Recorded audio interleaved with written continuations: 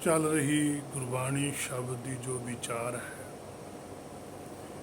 ਜੋ ਗੁਰ ਕਿਰਪਾ ਦੁਆਰਾ ਆਪਾਂ ਸਾਰੇ ਰਲ ਮਿਲ ਕੇ ਕਰਦੇ ਹਾਂ, ਜਿੰਨੀ ਕੁ ਸੋਝੀ ਗੁਰਬਾਣੀ ਬਖਸ਼ਦੀ ਹੈ, ਅੱਜ ਦਾ ਜੋ ਸਾਹਿਬ ਦਾ ਫੁਰਮਾਨ ਹੈ, ਜਿਸ ਦੀ ਵਿਚਾਰ ਆਪਾਂ ਗੁਰ ਕਿਰਪਾ ਦੁਆਰਾ ਕਰਾਂਗੇ। ਪਾਤਸ਼ਾਹ ਕਹਿੰਦੇ, ਅੰਤ ਨਾ ਸਿਫਤੀ ਕਹਿਣ ਨਾ ਅੰਤ, ਅੰਤ ਨਾ ਕਰਨਾ ਦੇਣ ਨਾ ਅੰਤ, ਅੰਤ ਨਾ ਵੇਖਣ ਸੁਣਨ ਨਾ ਅੰਤ, ਅੰਤ ਨਾ ਜਾਪੈ ਕਿਆ ਮਨਿ ਮੰਤ। ਪਾਤਸ਼ਾਹ ਜੀ ਕਹਿੰਦੇ ਪਰਮੇਸ਼ਰ ਦੀ ਸਿਫਤ ਦਾ ਕੋਈ ਅੰਤ ਨਹੀਂ ਹੈ। ਜਿੰਨੇ ਗੁਣ ਗਾਈਏ, ਜਿੰਨੀ ਸਿਫਤ ਕਰੀਏ, ਉਨਾ ਹੀ ਗਿਆਨ ਹੋਰ ਵਧੀ ਜਾਂਦਾ, ਉਨੀ ਉਹ ਸੋਝੀ ਹੋਰ ਆਈ ਜਾਂਦੀ ਹੈ, ਕਿਉਂਕਿ ਉਸ ਦੇ ਜਿਹੜੇ ਗੁਣ ਨੇ ਉਹ ਬੇਅੰਤ ਹਨ। ਕਹਿਣ ਤੇ ਵੀ ਅੰਤ ਨਹੀਂ ਪਾਇਆ ਜਾ ਸਕਦਾ, ਭਾਵ ਕਿ ਜਿਹੜਾ ਸਰੀਰਕ ਸਮਾਂ ਉਹ ਪੂਰਾ ਹੋ ਜਾਂਦਾ ਹੈ। ਸਰੀਰ ਵਿੱਚ ਰਹਿੰਦਿਆਂ ਹੀ ਗੁਣ ਗਾਏ ਜਾਂਦੇ, ਗੁਣ ਗਾਉਂਦੀ ਗਾਉਂਦੀ ਜੀਵ ਉਹਦੇ ਵਿੱਚ ਹੀ ਸਮਾ ਜਾਂਦਾ। ਗੁਣ ਗਾਵ ਤੇਰੀ ਉਤਰ ਸਮੈਲ, ਬਿਨ ਸਜਾਏ ਹਉ ਮੈਂ ਬਿਖ ਫੈਲ। ਸਾਰਾ ਕੁਝ ਸ਼ੁੱਧ ਹੋ ਜਾਂਦਾ, ਫਿਰ ਜੋਤ ਉਸੇ ਵਿੱਚ ਹੀ ਸਮਾ ਜਾਂਦੀ, ਆਪਣੇ ਮੂਲ ਨਾਲ ਇੱਕਮਿਕ ਹੋ ਕੇ ਆਪਣੇ ਨਿਜਾਸਣ ਤੇ ਪਹੁੰਚ ਜਾਂਦੀ। ਇਸੇ ਕਰਕੇ ਉਹਦੇ ਗੁਣ ਗਾਏ ਨਹੀਂ ਜਾ ਸਕਦੇ, ਕਿਉਂਕਿ ਉਸ ਜੋਤ ਨੇ ਜਿਹੜਾ ਸਰੀਰ ਧਾਰਿਆ ਹੁੰਦਾ, ਉਹ ਸਰੀਰ ਛੁੱਟ ਜਾਂਦਾ, ਜੋਤ ਸੱਚਖੰਡ ਵਿੱਚ ਸਮਾ ਜਾਂਦੀ ਹੈ, ਤੇ ਹੁਕਮ ਤਾਂ ਫਿਰ ਵੀ ਚੱਲਦਾ ਹੀ ਰਹਿੰਦਾ। ਇਸੇ ਕਰਕੇ ਹੁਕਮ ਦਾ ਅੰਤ ਨਹੀਂ ਪਾਇਆ ਜਾ ਸਕਦਾ। ਉਸ ਦੇ ਕਰਨਿਆਂ ਦਾ ਕੋਈ ਅੰਤ ਨਹੀਂ ਹੈ।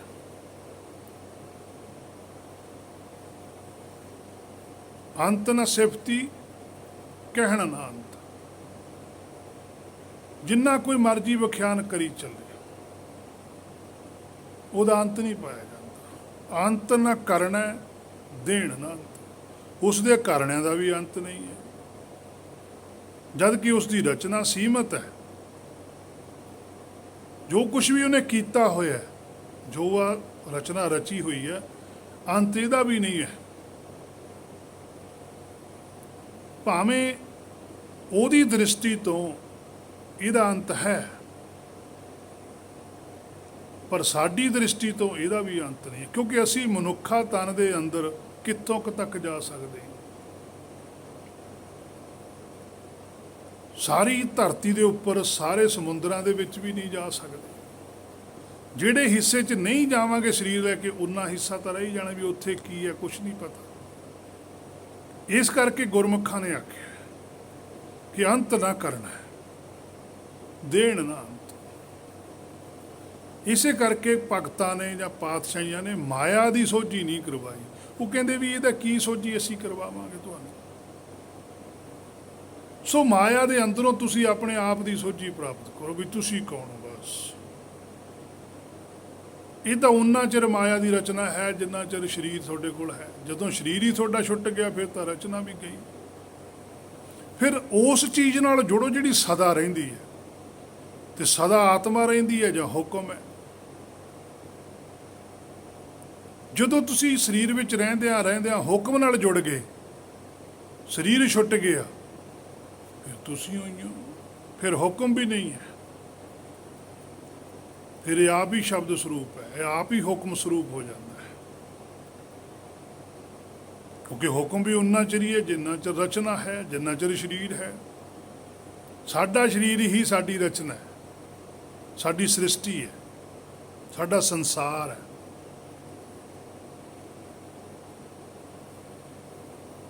ਉਸ ਦੇ ਕਰਨਿਆਂ ਦਾ ਅੰਤ ਨਹੀਂ ਹੈ, ਜਦ ਕਿ ਉਸ ਦੀ ਰਚਨਾ ਸੀਮਤ ਹੈ, ਪਰ ਇੱਧਰ ਨੂੰ ਨਹੀਂ ਜਾਣਾ, ਰਚਨਾ ਦੀ ਖੋਜ ਨਹੀਂ ਕਰਨੀ। ਸਾਡੇ ਵਾਸਤੇ ਮਾਇਆ ਵੀ ਸੀਮਤ ਨਹੀਂ ਹੈ, ਬੇਅੰਤ ਹੈ, ਤੇ ਉਸ ਲਈ ਸੀਮਤ ਹੈ ਕਿਉਂਕਿ ਮਾਇਆ ਉਹਦੇ ਅੰਦਰ ਹੈ।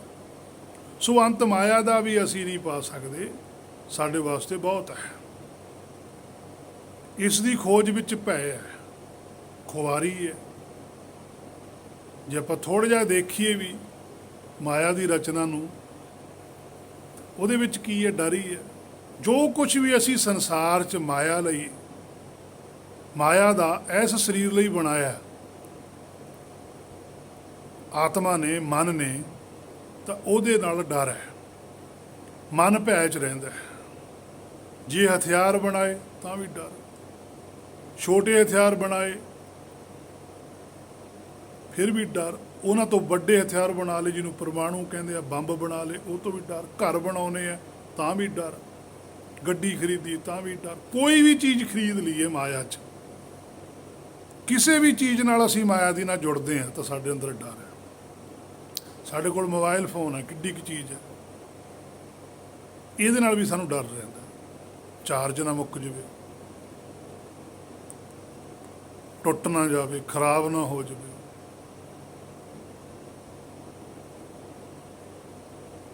ਡਰ ਹੈ, ਫਿਕਰ ਹੈ।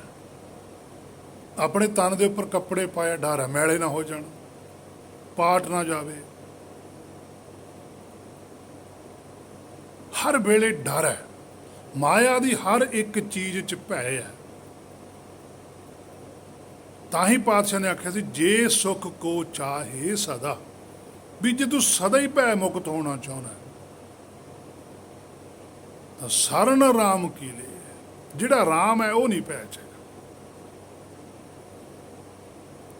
ਉਹਦੀ ਸਰਨ ਵਿੱਚ ਜਾ ਕੇ ਖੇੜਾ ਛੁੱਟੂਗਾ, ਉਹਨਾਂ ਚਿਰ ਨਹੀਂ ਹੈ। ਮਾਇਆ ਦੇ ਵਿੱਚ ਤੁਹਾਨੂੰ ਕੋਈ ਵੀ ਚੀਜ਼ ਤੁਸੀਂ ਦੇਖੋ ਆਪਣੇ ਅੰਦਰ, ਤੁਸੀਂ ਮੇਰੇ ਨਾਲ ਬਹੁਤ ਕਰੋੜਾਂ ਦਰਜੇ ਸਿਆਣੇ ਹੋ, ਤੁਸੀਂ ਆਪਣੇ ਆਲੇ ਦੁਆਲੇ ਨੂੰ ਦੇਖੋ, ਆਪ ਖੁਦ ਦੇਖੋ ਵੀ ਜਿਹੜੀ ਚੀਜ਼ ਨਾਲ ਤੁਸੀਂ ਸੰਸਾਰ 'ਚ ਜੁੜੇ ਹੋਏ ਹੋ ਤੁਹਾਨੂੰ ਡਰ ਹੈ। ਚਾਹੇ ਤੁਸੀਂ ਕਿਸੇ ਦੇ ਸਰੀਰ ਨਾਲ ਵੀ ਜੁੜਦੇ ਹੋ ਤਾਂ ਵੀ ਡਰ ਹੈ ਵੀ ਉਹ ਚਲੇ ਨਾ ਜਾਵੇ, ਉਹ ਪਰੇ ਨਾ ਹੋ ਜਾਵੇ, ਅੱਖਾਂ ਤੋਂ ਓਹਲੇ ਨਾ ਹੋ ਜਾਵੇ, ਤੇ ਫਿਰ ਉਹਦੇ ਵਿੱਚ ਤਾਂ ਡਰ ਹੈ। ਜਿੱਥੇ ਡਰ ਹੈ ਉੱਥੇ ਪ੍ਰੇਮ ਨਹੀਂ ਹੁੰਦਾ, ਉੱਥੇ ਭਾਵ ਨਹੀਂ ਹੈ, ਉੱਥੇ ਭੈ ਹੈ।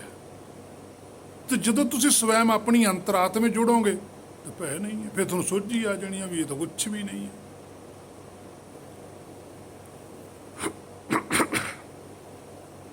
ਸੋ ਕਿੱਡੇ ਕਿੱਡੇ ਕੈਮੀਕਲ ਬਣ ਗਏ ਇੱਕ ਦੂਜੇ ਨੂੰ ਖਤਮ ਕਰਨ ਵਾਸਤੇ, ਉਹ ਉਹਦੇ ਨਾਲ ਵੱਡੇ ਬਣਾ ਰਹੇ ਨੇ। ਭੈ ਹੀ ਹੈ।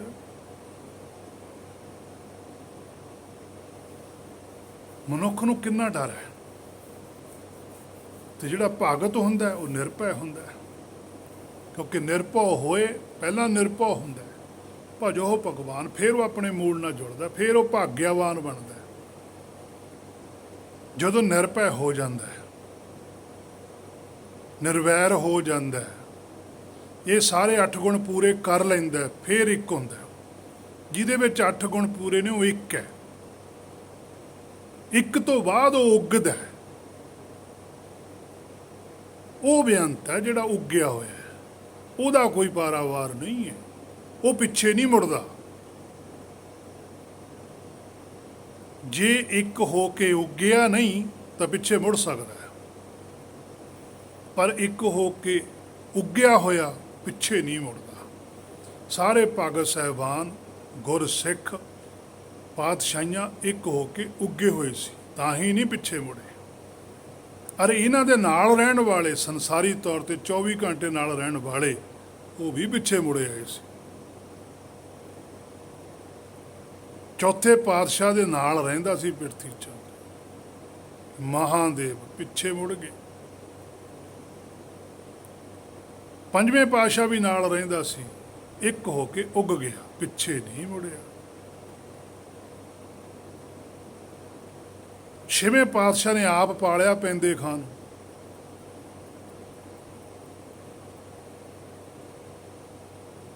ਸਾਰਾ ਕੁਛ ਆਪ ਕਰਦੇ ਰਹੇ, ਪਿੱਛੇ ਮੁੜ ਗਿਆ। ਪਿੱਛੇ ਨਹੀਂ ਮੁੜੇ ਭਾਈ ਵਿਧੀ ਚੰਦ ਵਰਗੇ, ਕਿਉਂਕਿ ਉੱਗ ਗਏ। ਇੱਕ ਹੋਇਆ ਦਲਿਆ ਮਲਿਆ ਜਾ ਸਕਦਾ ਹੈ, ਇੱਕ ਹੋ ਕੇ ਉੱਗਿਆ ਹੋਇਆ ਦਲਿਆ ਮਲਿਆ ਨਹੀਂ ਜਾ ਸਕਦਾ। ਇੱਕ ਹੋ ਕੇ ਜਿਹੜਾ ਉੱਗ ਜਾਂਦਾ, ਉਹਦੀ ਬਹੁਤ ਸੰਭਾਲ ਕਰਨੀ ਪੈਂਦੀ ਹੈ। ਕਣਕ ਦਾ ਦਾਣਾ ਬੀਜ ਤਾਂ ਕਿੰਨਾ ਸਾਂਭਣਾ ਪੈਂਦਾ, ਪਰ ਜਦੋਂ ਦਾਣਾ ਡਰਮ 'ਚ ਪਿਆ ਤੇ ਚੱਕ ਕੇ ਚੱਕੀ 'ਚ ਸਿੱਟਿਆ ਜਾਂਦਾ, ਦਲਿਆ ਜਾਂਦਾ।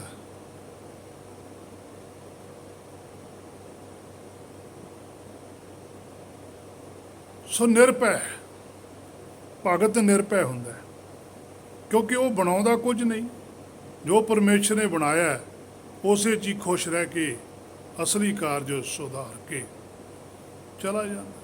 ਜੇ ਭਗਤ ਸਾਹਿਬਾਨਾਂ ਨੇ ਜਾਂ ਪਾਤਸ਼ਾਹੀਆਂ ਨੇ ਆਹ ਬਾਹਰਲੇ ਸਰੀਰ ਵਾਸਤੇ ਆਪਣੇ ਘਰ ਵੀ ਬਣਾਏ, ਤਾਂ ਉਹਨਾਂ ਘਰਾਂ ਨਾਲ ਜੁੜ ਕੇ ਨਹੀਂ ਰਹੇ, ਉਹਨਾਂ ਤੇ ਕੋਈ ਆਪਣਾ ਹੱਕ ਨਹੀਂ ਰੱਖਿਆ ਉਹਨਾਂ ਨੇ, ਕਿਉਂਕਿ ਉਹਨਾਂ ਨੂੰ ਪਤਾ ਸੀ, ਸਾਰੀ ਸੋਝੀ ਸੀ, ਛੱਡ ਜਾਂਦੇ ਸੀ।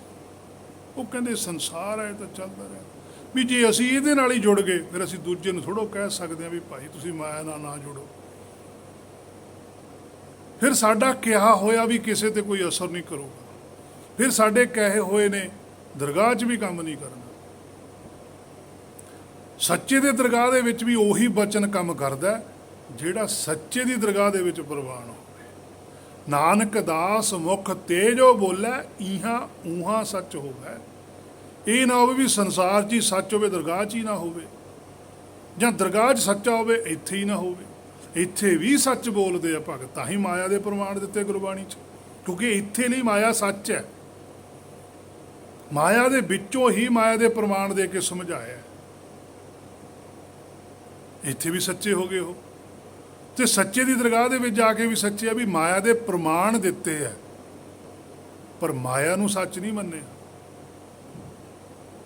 ਉੱਥੇ ਜਾ ਕੇ ਵੀ ਸੱਚੇ।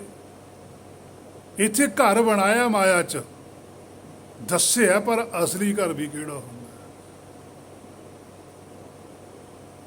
ਅਸਲੀ ਘਰ ਦੀ ਵੀ ਸੋਝੀ ਹੈ, ਸਰੀਰ ਦੇ ਰਹਿਣ ਵਾਸਤੇ ਵੀ ਘਰ ਬਣਾਇਆ।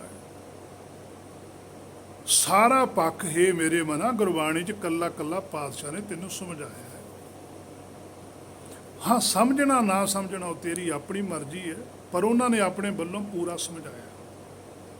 ਸੋ ਉਸ ਦੀ ਰਚਨਾ ਨੂੰ ਵੇਖਣ ਤੇ ਸੁਣਨ ਦਾ ਵੀ ਅੰਤ ਨਹੀਂ ਹੈ। ਅੰਤ ਨਾ ਵੇਖਣ ਸੁਣਨ, ਜੋ ਕੁਝ ਵੀ ਅਸੀਂ ਅੱਖਾਂ ਨਾਲ ਵੇਖ ਸਕਦੇ ਹਾਂ ਸੰਸਾਰ ਨੂੰ, ਵੇਖੀ ਚੱਲੋ, ਸੁਣੀ ਚੱਲੋ, ਕੋਈ ਅੰਤ ਨਹੀਂ। ਦੂਜੇ ਪਾਸੇ ਹੁਕਮ ਵੀ ਹੈ, ਅੰਤ ਨਾ ਵੇਖਣ। ਜਿਨ੍ਹਾਂ ਨੂੰ ਹੁਕਮ ਦਿਸਦਾ, ਭਾਣਾ ਵਰਤਦਾ ਦਿਸਦਾ, ਜਿਨ੍ਹਾਂ ਨੂੰ ਧੁਰ ਕੀ ਬਾਣੀ ਸੁਣਦੀ ਹੈ, ਹੁਕਮ ਸੁਣਦਾ, ਉਹਦਾ ਵੀ ਕੋਈ ਅੰਤ ਨਹੀਂ ਹੈ। ਉਹ ਬਿਸਮਾਦ 'ਚ ਹੀ ਰਹਿੰਦੇ।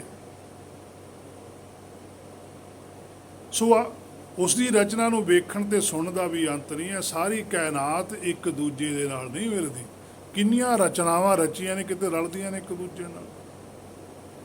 ਸਭ ਦਾ ਆਪੋ ਆਪਣਾ ਰੂਪ ਹੈ। ਸੋ ਸੁਣਨ ਦਾ ਵੀ ਅੰਤ ਨਹੀਂ, ਸਭ ਦੀਆਂ ਆਪੋ ਆਪਣੀਆਂ ਬੋਲੀਆਂ ਨੇ, ਕੋਈ ਕੁਛ ਬੋਲਦਾ, ਕੋਈ ਕੁਛ ਬੋਲਦਾ, ਇੱਕ ਦੂਜੇ ਨਾਲ ਬੋਲੀਆਂ ਵੀ ਨਹੀਂ ਰਲਦੀਆਂ। ਆਪਾਂ ਪੰਜਾਬੀ ਬੋਲਦੇ ਹਾਂ, ਆਪਣੀ ਪੰਜਾਬੀਆਂ ਦੀ ਪੰਜਾਬੀ ਨਹੀਂ ਇੱਕ ਦੂਜੇ ਨਾਲ ਰਲਦੀ। ਘਰ ਦੇ ਵਿੱਚ 3 ਮੈਂਬਰ ਨੇ, ਤਿੰਨੇ ਮੈਂਬਰ ਪੰਜਾਬੀ ਬੋਲਦੇ, ਤਿੰਨਾਂ ਦੀ ਪੰਜਾਬੀ ਬੋਲੀ ਵੀ ਆਪਸ ਵਿੱਚ ਨਹੀਂ ਰਲਦੀ। ਜਦੋਂ ਮਰਜ਼ੀ ਦੇਖ ਲਓ, ਸ਼ਬਦਾਂ 'ਚ ਫਰਕ ਹੁੰਦਾ।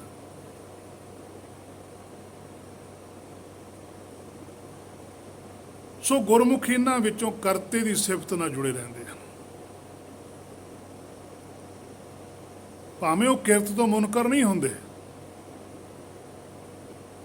ਕਿਰਤ ਵੀ ਬੜੀ ਸੁੰਦਰ ਹੈ, ਪਰ ਕਿਰਤ ਦੇ ਵਿੱਚੋਂ ਵੀ ਕਰਤੇ ਨੂੰ ਹੀ ਅੱਗੇ ਰੱਖਦੇ। ਤੇ ਸੰਸਾਰ ਕਿਰਤ ਨਾਲ ਜੁੜਿਆ ਹੋਇਆ, ਸੋਹਣੀ ਲੱਗਦੀ ਹੈ। ਜਿਵੇਂ ਸਾਡੇ ਵੀ ਕਹਿ ਦਿੰਦੇ ਆ ਵੀ ਉਹ ਗੁਰੂ ਨਾਨਕ ਸਾਹਿਬ ਦਾ ਨਾਮ ਵਰਤ ਦਿੰਦੇ ਆ, ਵੀ ਗੁਰੂ ਨਾਨਕ ਸਾਹਿਬ ਨੇ ਕਿਹਾ ਸੀ ਵੀ ਨਾਮ ਜਪੋ, ਵੰਡ ਛਕੋ, ਕਿਰਤ ਕਰੋ।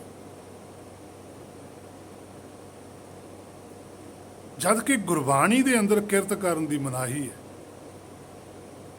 ਪੰਜਵੇਂ ਪਾਤਸ਼ਾਹ ਦਾ ਕਹਿੰਦੇ, ਕਿਰਤ ਕਰਮ ਕੇ ਵਿਛੜੇ ਕਰ ਕਿਰਪਾ ਮੇਲੋ ਰਾਮ।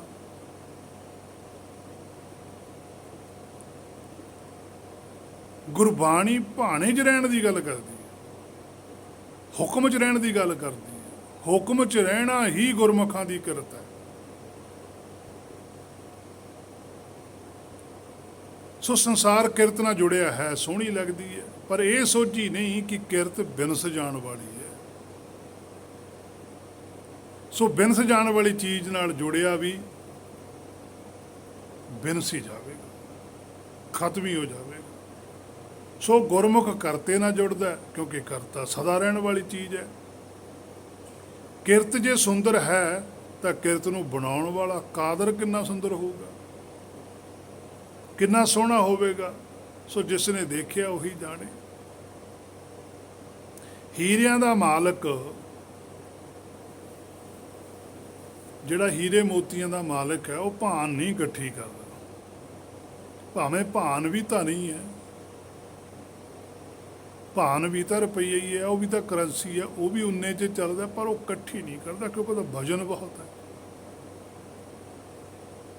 ਸੋ ਇਹ ਮੇਰੇ ਮਨ ਇਹ ਗੱਲ ਸਮਝਣ ਵਾਲੀ ਹੈ। ਬੜੀ ਔਖੀ ਗੱਲ ਹੈ ਵੈਸੇ, ਕਿਉਂਕਿ ਜੇ ਦੇਖਿਆ ਜਾਵੇ ਉਹ ਭਾਨ ਵੀ ਤਾਂ ਪੈਸੇ ਹੀ ਨੇ, ਉਹ ਨਹੀਂ ਕੋਈ ਬੋਝਾ ਭਰ ਕੇ ਲੈ ਜਾਂਦਾ।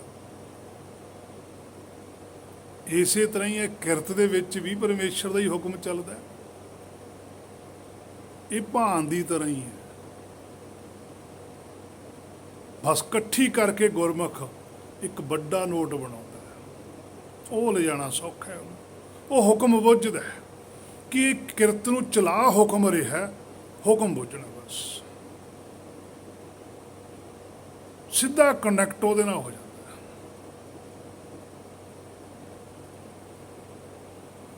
ਤੇ ਜੀਵਨ ਸ੍ਰੇਸ਼ਟ ਗਿਣਿਆ ਜਾਂਦਾ। ਸੋ ਅੰਤ ਨਾ ਵੇਖਣ ਸੁਣ ਨਾ ਅੰਤ, ਅੰਤ ਨਾ ਜਾਪੈ ਕਿਆ ਮਨੀ ਮੰਤ, ਅੰਤ ਨਾ ਜਾਪੈ। ਸੋ ਹੁਣ ਪਰਮੇਸ਼ਰ ਦੀ ਮਰਜ਼ੀ ਹੈ, ਇੱਛਾ ਹੈ, ਰਚਨਾ ਹੈ, ਇਹਦੀ ਖੋਜ ਵੀ ਪੂਰੀ ਨਹੀਂ ਹੋਈ ਹਜੇ, ਨਾ ਹੋ ਸਕਦੀ ਹੈ। ਨਵੀਆਂ ਨਵੀਆਂ ਚੀਜ਼ਾਂ ਦਾ ਗਿਆਨ ਆਈ ਜਾ ਰਿਹਾ ਹੈ ਤੇ ਨਵੀਂ ਦੀ ਨਵੀਂ ਚੀਜ਼ ਬਣਦੀ ਜਾਂਦੀ ਹੈ। ਕੌਣ ਦੱਸ ਸਕਦਾ ਕਿ ਅਗਲੇ ਪਲ ਉਸਨੇ ਕੀ ਕਰ ਦੇਣਾ, ਕਿਸੇ ਨੂੰ ਨਹੀਂ ਪਤਾ। ਇਹ ਖਿਆਲ ਕੌਣ ਬੁੱਝ ਸਕਦਾ? ਕਈ ਪਤਾ ਕੀਤਾ ਇਹਨਾਂ ਨੇ ਵੀ ਇਸ ਤਰ੍ਹਾਂ ਦੀ ਖੋਜ ਕਰ ਲਈ ਤੇ ਉਹਨੇ ਨਵੇਂ ਤੋਂ ਨਵੇਂ ਗ੍ਰਹਿ ਵੀ ਪੈਦਾ ਕਰਤੇ, ਨਵੀਆਂ ਤੋਂ ਨਵੀਆਂ ਚੀਜ਼ਾਂ ਪੈਦਾ ਕਰੀ ਜਾਂਦਾ, ਬੜੀਆਂ ਚੀਜ਼ਾਂ ਨੂੰ ਖਤਮ ਕਰੀ ਜਾਂਦਾ। ਕਈ ਬੜੇ ਵੱਡੇ ਦਾਅਵੇ ਜ਼ਰੂਰ ਕਰਦੇ ਆ, ਭਵਿੱਖਬਾਣੀਆਂ ਕਰਦੇ ਆ, ਬਹੁਤ ਕੁਝ ਕਰਦੇ ਆ, ਪਰ ਜਿਹੜਾ ਗੁਰਮੁਖ ਹੈ ਉਹ ਕਦੇ ਦਾਅਵਾ ਨਹੀਂ ਕਰਦਾ, ਕਦੇ ਭਵਿੱਖਬਾਣੀ ਨਹੀਂ ਕਰਦਾ, ਕਿਉਂਕਿ ਗੁਰਮੁਖ ਨੂੰ ਪਤਾ ਹੈ ਕਿ ਪਰਮੇਸ਼ਰ ਦਾ ਕੀ ਪਤਾ। ਮੈਂ ਅੱਜ ਤੋਂ 100 ਸਾਲ ਦੀ ਭਵਿੱਖਬਾਣੀ ਕਰਦਿਆਂ ਵੀ 100 ਸਾਲ ਬਾਅਦ ਆਏ ਹੋਊਗਾ, ਪਰਮੇਸ਼ਰ ਹੁਣੀ ਸਾਰੀ ਸ੍ਰਿਸ਼ਟੀ ਖਤਮ ਕਰ ਦੇਵੇ, ਮੈਂ ਤਾਂ ਸੰਸੇ ਦੇ ਸੱਚੇ ਦੇ ਦਰਬਾਰ ਝੂਠਾ ਪੈ ਜਾਊਂਗਾ। ਉਹ ਉਨਾ ਹੀ ਗੁਰਮੁਖ ਬੋਲਦਾ ਹੈ ਕਿ ਜਿੰਨਾ ਉਹ ਬੁਲਾਉਂਦਾ ਹੈ। ਉਹਦੇ ਬੋਲਣ ਦੇ ਵਿੱਚ ਵੀ ਰਾਜ ਹੁੰਦੇ ਆ, ਰਮਜ਼ ਹੁੰਦੀ ਹੈ, ਉਹ ਸਮਝਣੀ ਹੁੰਦੀ ਹੈ, ਉਹ ਬੁੱਝਣੀ ਹੁੰਦੀ ਹੈ। ਸੋ ਦਾਅਵੇ ਸਾਰੇ ਝੂਠੇ ਰਹਿ ਜਾਂਦੇ ਆ, ਝੂਠੇ ਸਾਬਤ ਹੋ ਜਾਂਦੇ ਆ, ਪਰ ਉਹ ਦਾਅਵੇ ਕਰਕੇ ਵੀ ਝੂਠੇ ਝੂਠ ਨਹੀਂ ਮੰਨਦੇ। ਫਿਰ ਹੋਰ ਕਈ ਤਰ੍ਹਾਂ ਦੇ ਬਹਾਨੇ ਘੜ ਲੈਂਦੇ ਆਪਣੀ ਹਉਮੈ ਨੂੰ ਬਰਕਰਾਰ ਰੱਖਣ ਲਈ। ਪਰ ਗੁਰਮੁਖ ਕੋਈ ਵੀ ਵਾਅਦਾ ਨਹੀਂ ਕਰਦਾ, ਭਾਵੇਂ ਹੁਕਮ 'ਚ ਸਮਾਇਆ ਹੁੰਦਾ, ਉਹੀ ਬੋਲਦਾ, ਉਨਾ ਹੀ ਬੋਲਦਾ, ਉਹੀ ਲਿਖਦਾ ਜੋ ਉਹ ਕਹੇ। ਤਾਂ ਹੀ ਤਾਂ ਕਿਹਾ ਅੰਤ ਨਾ ਜਾਪੈ। ਉਹ ਕਹਿੰਦੇ ਅਸੀਂ ਨਹੀਂ ਜਾਣ ਸਕਦੇ, ਭਾਵ ਕੋਈ ਅੰਤ ਨਹੀਂ ਜਾਣਦਾ। ਕਿਆ ਮਨੀ ਮੰਤ, ਕਿ ਉਸਦੇ ਮਨ ਵਿੱਚ ਕੀ ਇੱਛਾ ਹੈ, ਕੀ ਮੰਤਰ ਹੈ, ਕੀ ਸਿੱਖਿਆ। ਗੁਰਮੁਖਾਂ ਨੂੰ ਹੁਕਮ ਹੋਏ ਤੋਂ ਬਾਅਦ ਪਤਾ ਚੱਲਦਾ ਵੀ ਆਹ ਗੱਲ ਹੈ। ਹੁਕਮ ਤਾਂ ਉਹਨੇ ਪਹਿਰਾ ਦੇਣਾ, ਮੰਨਣਾ ਹੈ। ਗੁਰਮੁਖ ਨੂੰ ਵੀ ਨਹੀਂ ਪਤਾ ਹੁੰਦਾ ਵੀ ਮੇਰੇ ਹਿਰਦੇ 'ਚੋਂ ਕਿਹੜਾ ਹੁਕਮ ਪ੍ਰਗਟ ਹੋ ਜਾਣਾ। ਬਾ ਹੋ ਗਿਆ, ਉਹ ਮੰਨਣਾ ਗੁਰਮੁਖ ਦਾ ਧਰਮ ਹੈ। ਬੋਲੀ ਹੈ ਸੱਚ ਧਰਮ, ਬਸ ਗੁਰਮੁਖ ਦੇ ਹਿਰਦੇ 'ਚੋਂ ਫੁਰਨਾ ਉੱਠਿਆ ਨਹੀਂ, ਉਹੀ ਕੁਛ ਬੋਲ ਦੇਣਾ, ਉਹੀ ਧਰਮ ਹੈ। ਉਹ ਸੰਸਾਰ 'ਚ ਭਾਵੇਂ ਕਿਹੋ ਜਿਹਾ ਮਰਜ਼ੀ ਹੋਵੇ, ਸੰਸਾਰ 'ਚ ਉਹਦੀ ਵਿਚਾਰ ਜਿਹੋ ਜਿਹੀ ਮਰਜ਼ੀ ਹੋਈ ਜਾਵੇ ਬਾਅਦ 'ਚ, ਪਰ ਗੁਰਮੁਖ ਨੇ ਬੋਲ ਦੇਣਾ।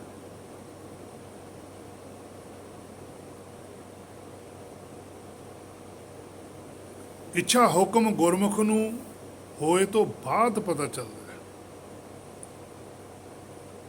ਤੇ ਤਾਂ ਹੀ ਉਹ ਹੁਕਮ ਦਾ ਵਿਰੋਧ ਨਹੀਂ ਕਰਦਾ। ਜੇ ਉਹਨੂੰ ਪਹਿਲਾਂ ਪਤਾ ਲੱਗ ਜਾਂਦਾ ਹੋਵੇ ਤਾਂ ਵਿਰੋਧ ਕਰਦਾ। ਜਿਵੇਂ ਆਪਾਂ ਵਿਰੋਧ ਨਹੀਂ ਕਰ ਦਿੰਦੇ ਵੀ ਰੱਬ ਨੇ ਆਏ ਨਹੀਂ ਸੀ ਕਰਨਾ ਚਾਹੀਦਾ, ਆਏ ਹੋ ਜਾਂਦਾ। ਹੋਏ ਤੋਂ ਬਾਅਦ ਕਹਿੰਦੇ ਆ, ਪਹਿਲਾਂ ਨਹੀਂ ਕਹਿ ਸਕਦੇ, ਪਹਿਲਾਂ ਪਤਾ ਹੀ ਨਹੀਂ ਵੀ ਕੀ ਹੋਣਾ। ਪਰ ਗੁਰਮੁਖ ਹੈ ਜਿਹੜਾ, ਉਹ ਹੋਏ ਤੋਂ ਬਾਅਦ ਵਿਰੋਧ ਨਹੀਂ ਕਰਦਾ ਵੀ ਜੋ ਹੋ ਗਿਆ ਬਸ ਹੋ ਗਿਆ। ਇਸੇ ਕਰਕੇ ਪੂਰੀ ਗੁਰਬਾਣੀ 'ਚ ਕਿਸੇ ਪਾਤਸ਼ਾਹੀਆਂ ਨੇ ਜਾਂ ਕਿਸੇ ਭਗਤ ਸਾਹਿਬਾਨ ਨੇ ਜਾਂ ਕਿਸੇ ਗੁਰਸਿੱਖ ਨੇ ਕਦੇ ਮਾਫੀ ਨਹੀਂ ਮੰਗੀ।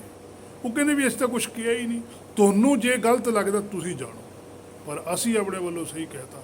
ਤੁਸੀਂ ਜਿਹੜੀ ਮਰਜ਼ੀ ਦੇ ਤੁਹਾਡੇ ਕਾਨੂੰਨ ਮੁਤਾਬਕ ਨਹੀਂ ਸਹੀ ਲੱਗਦਾ ਸਜ਼ਾ ਦੇ ਦਿਓ, ਬਾਕੀ ਪਰਮੇਸ਼ਰ ਜਾਣੇ। ਜਾਮ ਗੁਰੂ ਹੋਏ ਵੱਲ ਲੱਖ ਬਾਹੇ ਕਿਆ ਕੀਜੈ, ਫਿਰ ਦੇਖੀ ਚੱਲੂ। ਫਿਰ ਉਹ ਰੱਖਿਆ ਵੀ ਕਰਦਾ ਹੈ, ਉਹ ਬਰਾਬਰ ਵੀ ਖੜਦਾ ਹੈ। ਸੋ ਜੇ ਪਹਿਲਾਂ ਪਤਾ ਲੱਗ ਜਾਵੇ ਫਿਰ ਤਾਂ ਸੰਸਾਰ ਕਿਸੇ ਨਾ ਕਿਸੇ ਨੂੰ ਬਚਾਉਣ ਲਈ ਕਹਿ ਹੀ ਦੇਵੇਗਾ ਨਾ, ਕਿਉਂਕਿ ਗੁਰਮੁਖਾਂ ਨੂੰ ਪਿਆਰ ਕਰਨ ਵਾਲੇ ਵੀ ਬਹੁਤ ਹੁੰਦੇ ਨੇ ਇੱਥੇ, ਪਰ ਇੱਥੇ ਇਸ ਤਰ੍ਹਾਂ ਨਹੀਂ ਹੁੰਦਾ। ਨਹੀਂ ਤਾਂ ਗੁਰਮੁਖ ਬਚਾ ਹੀ ਜਾਂਦੇ ਜੇ ਪਹਿਲਾਂ ਪਤਾ ਲੱਗ ਜਾਂਦਾ ਵੀ ਐਂ ਹੁੰਦਾ। ਇਹ ਤਾਂ ਆਪਣਾ ਸੰਸਾਰ ਦੇ ਵਿੱਚੋਂ ਗੁਰਮੁਖ ਕਦੇ ਵੀ ਖਤਮ ਨਾ ਹੋਣ ਦੇਵੇ ਆਪਣਾ ਆਪ, ਪਰ ਹੋਏ ਤੋਂ ਹੀ ਪਤਾ ਲੱਗਦਾ ਵੀ ਹੋ ਗਿਆ ਬਸ। ਵਰਤੇ ਸਭ ਕੁਛ ਤੇਰਾ ਭਾਣਾ, ਵੀ ਤੇਰਾ ਭਾਣਾ ਹੀ ਸੀ, ਆਈ ਆਉਣਾ ਸੀ। ਇਹ ਥੋੜੀ ਜਿਹੀ ਡੂੰਘੀ ਵਿਚਾਰ ਹੈ, ਸਮਝਣੀ ਬਹੁਤ ਔਖੀ ਹੈ। ਹਾਂ, ਗੁਰਬਾਣੀ ਚੋਂ ਸੌਖੀ ਆਪ ਸਮਝ ਆ ਜਾਂਦੀ ਜੇ ਬੰਦਾ ਮਿਹਨਤ ਕਰੇ। ਦੂਜੇ ਤੇ ਕਹੇ ਬੰਦਾ ਯਕੀਨ ਨਹੀਂ ਕਰਦਾ। ਸੋ ਪਿਛਲਾ ਸੰਸਾਰੀ ਜੀਵਨ ਅੱਖਾਂ ਅੱਗੇ ਆ ਹੀ ਜਾਂਦਾ ਜਦੋਂ ਗੁਰਬਾਣੀ ਤੋਂ ਸੋਝੀ ਆ ਜਾਂਦੀ ਹੈ। ਸੋ ਅੰਤ ਨ ਜਾਪੈ ਕਿਆ ਮਨ ਮੰਤ, ਕਿਸੇ ਨੂੰ ਨਹੀਂ ਪਤਾ। ਪਾਤਸ਼ਾਹ ਕਹਿੰਦੇ ਵੀ ਕੀ ਸਾਡੇ ਹਿਰਦੇ ਚੋਂ ਫੁਰਨਾ ਉੱਠਣਾ। ਬਸ ਉਸ ਫੁਰਨੇ ਨੂੰ ਗੁਰਮੁਖ ਉੱਠੇ ਤੋਂ ਬਾਅਦ ਉਹਦੇ ਤੇ ਪ੍ਰੈਕਟੀਕਲੀ ਰੂਪ ਦਿੰਦੇ ਆ। ਸੰਸਾਰ ਦੇ ਲੋਕਾਂ ਨੂੰ ਜਿਹੋ ਜਿਹਾ ਮਰਜ਼ੀ ਲੱਗਦਾ ਹੋਵੇ, ਪਰ ਫਿਰ ਵੀ ਉਹ ਸੰਸਾਰ ਦੇ ਅੰਦਰ ਜਿੰਨੇ ਵੀ ਮਨੁੱਖਾ ਤਨ ਦੇ ਅੰਦਰ ਜੋਤਾਂ ਨੇ, ਉਹਨਾਂ ਦੇ ਭਲੇ ਵਾਸਤੇ ਹੀ ਬੋਲਦੇ ਆ। ਪਰਮੇਸ਼ਰ ਉਹਨਾਂ ਦੇ ਭਲੇ ਵਾਸਤੇ ਹੀ ਗੱਲ ਕਹਾਉਂਦਾ, ਐਵੇਂ ਨਹੀਂ ਕਹਾਉਂਦਾ। ਤਾਂ ਹੀ ਲਿਖਿਆ ਸੀ ਮਹਾਂਪੁਰਖਾਂ ਕਾ ਬੋਲਣਾ ਹੋਵੇ ਕਿਸੇ ਪ੍ਰਥਾਏ। ਉਹ ਪ੍ਰਥਾਏ ਬੋਲਦੇ ਆ, ਉਹ ਕੋਈ ਐਵੇਂ ਨਹੀਂ ਬੋਲਦੇ। ਬਹੁਤਾ ਬੋਲਣ ਚੱਖਣ ਹੋਏ ਵਾਲੀ ਗੱਲ ਨਹੀਂ ਹੈ ਵੀ ਸਾਡੇ ਵਾਂਗੂ ਬੋਲੀ ਹੋ ਜਾਣਾ, ਵੀ ਉਹਨੂੰ ਵੀ ਸੱਚਾ ਕਹੀ ਜਾਣਾ, ਆਤਮਾ ਨੂੰ ਵੀ ਸੱਚੀ ਕਹੀ ਜਾਣਾ, ਸਰੀਰ ਨੂੰ ਵੀ ਸੱਚਾ ਮੰਨੀ ਜਾਣਾ, ਸੰਸਾਰ ਨੂੰ ਵੀ ਸੱਚਾ ਮੰਨੀ ਜਾਣਾ। ਜੇ ਉਹਨੇ ਆ ਕੇ ਕਹਿਤਾ ਮੈਨੂੰ ਰੱਬ ਦੇ ਦਰਸ਼ਨ ਹੋ ਗਏ, ਅੱਛਾ ਤੈਨੂੰ ਵੀ ਹੋ ਗਏ ਭਾਈ, ਚੰਗੀ ਗੱਲ ਹੈ। ਦੂਜੇ ਨੂੰ ਆ ਕੇ ਕਹਿਤਾ, ਉਹਨੇ ਵੀ ਕਹਿਤਾ, ਉਹਨੂੰ ਵੀ ਕਹੀ ਜਾਣਾ। ਇਹ ਨਹੀਂ ਕਹਿਣਾ ਵੀ ਜੇ ਤੈਨੂੰ ਰੱਬ ਦੇ ਦਰਸ਼ਨ ਹੋਏ ਆ ਤਾਂ ਦੱਸ ਕਿਵੇਂ ਹੋਏ।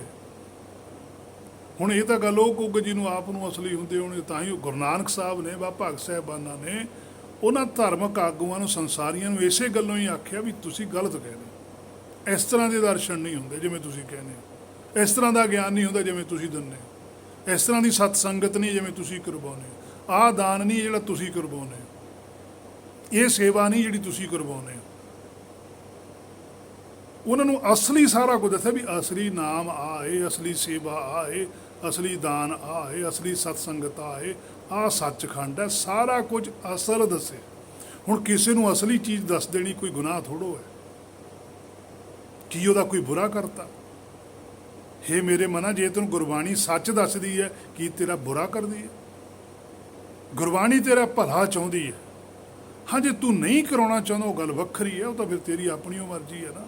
ਫਿਰ ਗੁਰਬਾਣੀ ਦਾ ਤਾਂ ਕੋਈ ਦੋਸ਼ ਨਹੀਂ ਹੈ, ਜਾਂ ਜਿਨ੍ਹਾਂ ਨੇ ਗੁਰਬਾਣੀ ਲਿਖ ਕੇ ਦਿੱਤੀ ਉਹਨਾਂ ਦਾ ਕੋਈ ਦੋਸ਼ ਨਹੀਂ ਹੈ।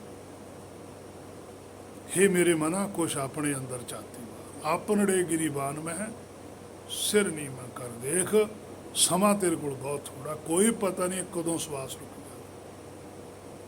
ਸੋ ਜਿੰਨਾ ਚਿਰ ਸਵਾਸ ਹੈ ਉਹਦੀ ਰਜਾ ਵਿੱਚ ਰਹਿ, ਉਹਦੇ ਭਾਣੇ ਨੂੰ ਸੱਚ ਕਰਕੇ ਚੱਲ, ਫਿਰ ਜੀਵਨ ਸਫਲ ਹੈ। ਨਹੀਂ ਤਾਂ ਵੀ ਤੇਰੇ ਸਾਹਮਣੇ ਜਿਹੋ ਜਿਹਾ ਹੈਗਾ ਤਾਂ ਉਹ ਵਜ੍ਹਾ ਹੀ ਹੈ। ਸੋ ਅੱਜ ਦੀ ਵਿਚਾਰ ਇੱਥੋਂ ਤੱਕ ਕੀਤੀ ਗਈ ਹੈ। ਅਗਲੀ ਵਿਚਾਰ ਜੇ ਗੁਰ ਨੇ ਚਾਹਿਆ ਫਿਰ ਕੀਤੀ ਜਾਵੇਗੀ। ਹੋਈਆਂ ਬੇਅੰਤ ਭੁੱਲਾਂ ਦੀ ਖਿਮਾ। ਵਾਹਿਗੁਰੂ ਜੀ ਕਾ ਖਾਲਸਾ, ਵਾਹਿਗੁਰੂ ਜੀ ਕੀ ਫਤਿਹ।